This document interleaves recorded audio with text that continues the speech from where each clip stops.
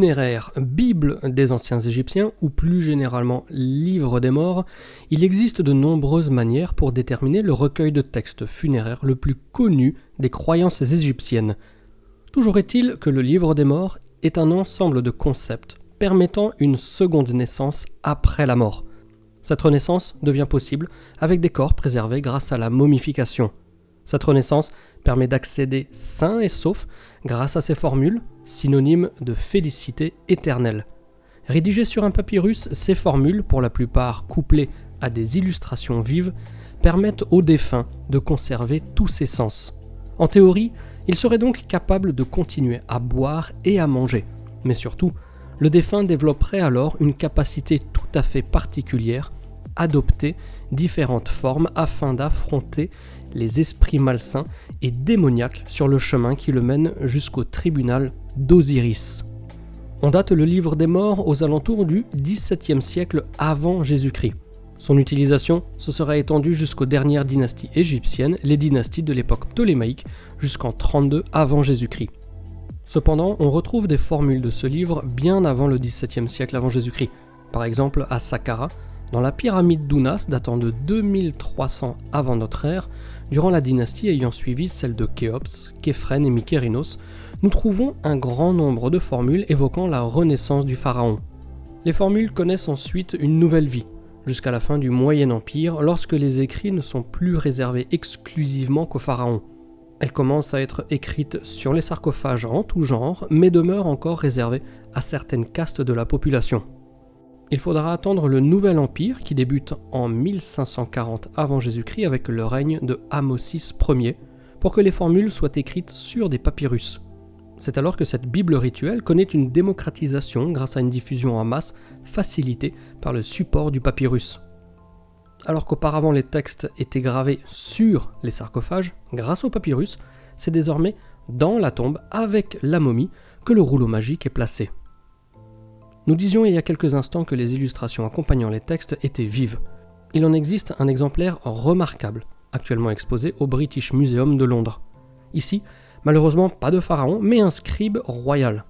La longue relique fut volée aux Égyptiens en 1888 par Sir Ernest Budge, et comble de l'escroquerie, avant de renvoyer le manuscrit en Angleterre, ce dernier découpa le parchemin long de 18 mètres en 37 feuilles, endommageant l'intégrité du document historique. Nous disions en préambule que ce que l'on appelle Livre des morts connaît plusieurs appellations. C'est un égyptologue allemand du milieu du XVIIIe siècle qui démocratisa l'appellation de Livre des morts. Il compilera toutes les formules présentes sur un papyrus avant d'officialiser le contenu entre guillemets du Livre des morts qui contient dorénavant 165 chapitres distincts. Bien entendu, face à un tel corpus, il est impossible qu'au fil des millénaires son contenu ait été similaire.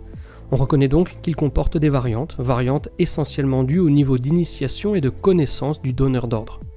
Ainsi, certains exemplaires peuvent devenir des pièces incroyables, comme le Livre des morts le plus connu aujourd'hui, lui aussi au British Museum de Londres, un document long de 40 mètres. A l'inverse, d'autres pièces n'étaient pas les plus abouties qui soient. Un peu à l'instar des murs du temple d'Edfou sur lequel nous retrouvons d'immenses listes avec des cartouches vides en prévision pour les pharaons à venir, il est possible que les exemplaires qui laissent à désirer aient été préconçus, entre guillemets, en masse, avant d'y rajouter simplement le nom du défunt, sorte de fordisme avant l'heure adapté au papyrus des anciens Égyptiens. Parmi les 165 chapitres, certains étaient exprimés de manière spécifique. Par exemple, le chapitre 162, supposé aider à faire naître une flamme sous la tête du bienheureux, était souvent décrit sur un hypocéphale. Mais qu'est-ce qu'un hypocéphale, vous allez me dire ? Eh bien, il s'agit d'un disque plat, en toile, en cuivre ou en papyrus, sur lequel étaient gravées des légendes symboliques avant d'être placées sous la tête de la momie ou du défunt. Il y avait aussi le chapitre 30 empêchant que le cœur du défunt ne s'oppose à lui dans sa vie après la mort.